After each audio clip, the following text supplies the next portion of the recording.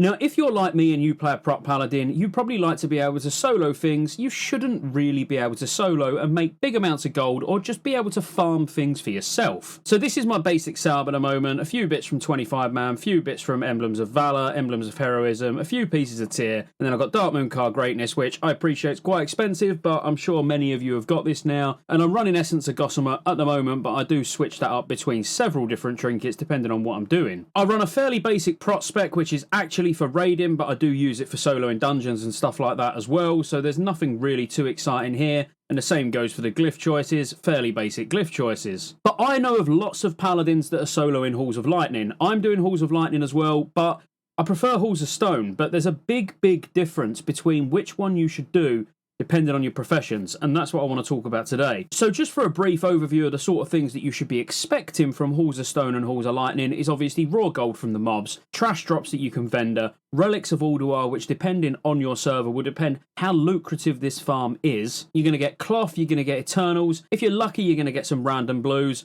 and if you're really lucky like me, you might even get 2 Book of Glyph Masteries from one run. Now there's 2 ways to approach Halls of Lightning. So first of all around the outside of the platforms when you first walk in, you want to kill all of these mobs. There's not a single one you want to leave. Whether or not you decide to kill the boss is entirely up to you. Ultimately, killing the boss will slow you down, but you will get more raw gold from the blues that drop, and it normally drops a few relics of Ulduar as well. Now obviously you want to kill the boss when it's not overcharged, but I wanted to pull it whilst it's overcharged to be able to show you that it's actually quite comfortable whether it's overcharged or not. Don't get me wrong, with it overcharged, if you pull extra mobs like I do, it can be a bit touch and go. You've got to be ready with your cooldowns, but if he's not overcharged, he is very easy to kill, and you might as well drag him in to another pack of mobs and AoE them all down together. There's a few dangerous things these mobs do. They stun, so you've got to be careful with how many you pull, because of course if you get stunned, you're going to lose all your avoidance, and if you've got 3-4 packs on you, you will get absolutely destroyed. That's why you want to do reasonable sized pulls, but you don't want to go over the top. There's also some quite annoying lightning dots that get put on you from the little guys. Ultimately, if they've got mana, kill them first. Be ready if you're a Blood Elf to interrupt any casts using Arcane Torrent. Throw your shield to interrupt casts as well, and don't be scared to use Hammer of Justice. Your cooldowns are there for a reason. Make sure you're using them, and that includes things like Divine Protection. Even if you don't need to pop it at a time, use it.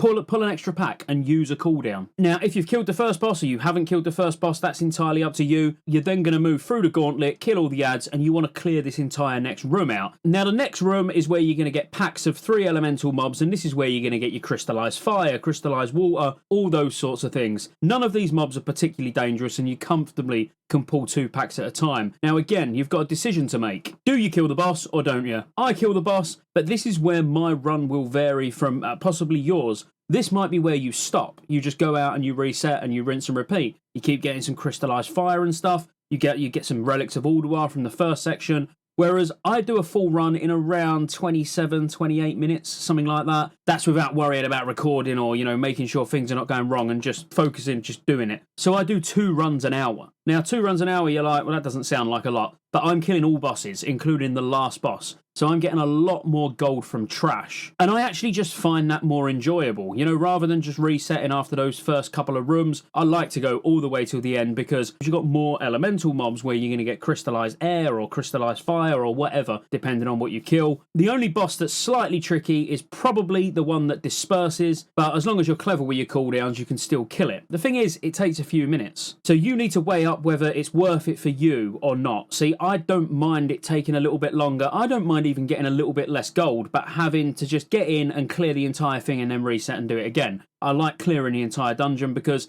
every boss you kill, depending on what drops, if you get weapons drop and stuff like that, it really puts the raw amount of gold that you're going to make up. And once you get past that boss that disperses, which is quite annoying, don't get me wrong, you've got tons of easy mobs to kill, which all drop relics of Ulduar again. So in a full run, I get somewhere between, let's say, 60 and 80, something like that, in one run, which is really nice. This is where Halls of Stone becomes interesting, and we'll get onto that in a minute. But even on a server like mine, where actually the relics of Ulduar are not that expensive at the moment, you're not using the relics of Ulduar doing a full clear as your primary source of income for the run. Because actually, just looking at a breakdown of one of the runs I've done, and you can see me putting the stuff on the auction house. So from all the raw gold, the trash, and after repairing, I got about 141 gold in a run. Now, the relics were only 116 gold's worth on the auction house, so actually the raw gold and the trash vendor in it is more than the relics. But that's not all I got, obviously. I then got about 19 gold's worth of cloth, 25 gold's worth of Eternals and crystallized elements, and then I got a random pair of blue boots, which also sold for 16 gold. So overall, it was about 317 gold a run. So if you're just going to do 2 runs an hour, it's 634 gold. But the thing is, you're not relying on relics to be super expensive on your server to keep this as a lucrative farm. And one thing no one's mentioning is that you're going to get reputation as well. So if you have a tabard on and you're not exalted with all the reputations yet, or even if it's Alliance, Vanguard or Horde Expedition, what you get from not wearing a tabard, you're going to be getting rep. So you're solo rep farming, soloing getting gold, and because you're doing a high level dungeon, you've got a chance at random epics dropping. I got 2 books of Glyph Mastery from Halls of Stone. I know we're talking about Halls of Lightning at the moment, but still, it's just a really cool way to farm gold, and I find it a lot more enjoyable, as I say, than just clearing 2 rooms with no bosses and resetting. I like to kill the bosses and see what drops. Now, if I've still got you, the one thing you need to bear in mind here is I would say Halls of Stone is 100% better if you're mining and engineering. If you're mining, it's still probably going to be better than Halls of Lightning, but if you're mining and engineering, it's absolutely phenomenal, because every run you do, you can do very quick. You can do a full Halls of Stone clear in about 14 minutes with no problems whatsoever, because you're not going to worry about bosses in this place. You're just going to run forward, you're going to clear all of the right hallway down to the big stone boss, you're going to clear all the left hallway to the Bran escort event, and you can clear all the way forward as well to the wannabe maiden boss. But these are a little bit lower level than Halls of Lightning, and they're a lot safer to kill. You can pull more of them. You don't need to worry too much. There are a lot of casters,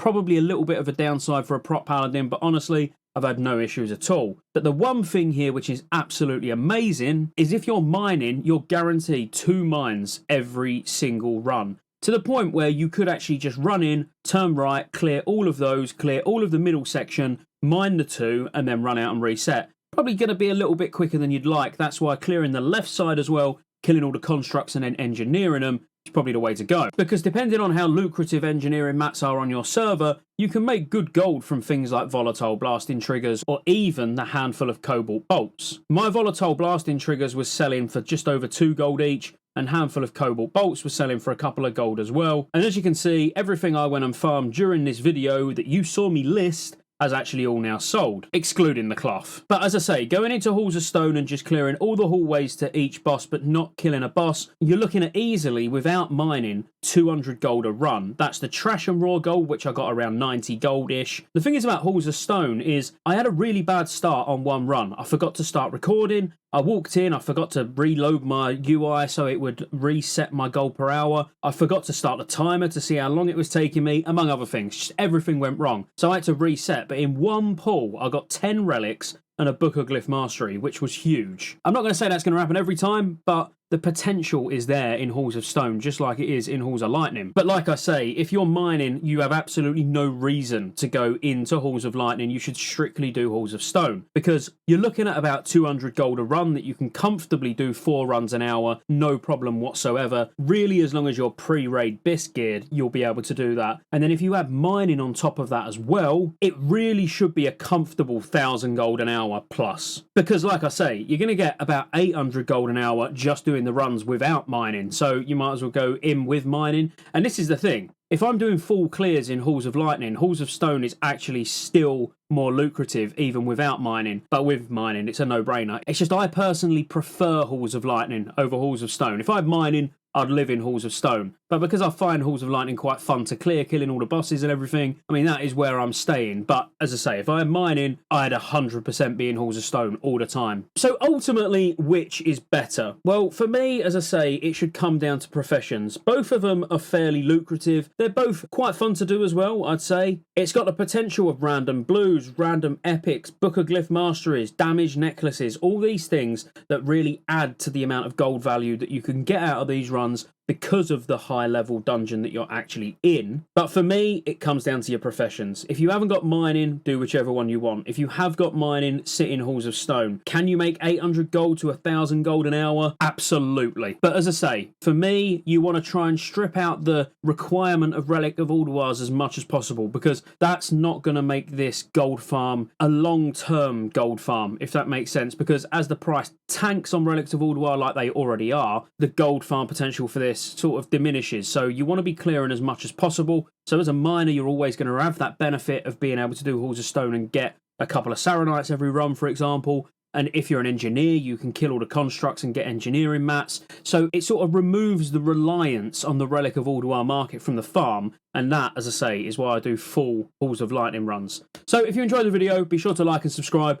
Roll the outro. There's lots of ways you can support the channel to keep me here putting out World of Warcraft content and covering all future MMOs. Consider joining the channel as a member. You get access to emotes. Everyone will know you're a member when you comment on future videos because you get a nice icon next to your name. And you get access to members-only videos, which I'll be putting a lot of on the channel throughout the year. Additionally, there's a Patreon link in the description as well. Thank you for watching all the way to the end, and I'll see you on the next one.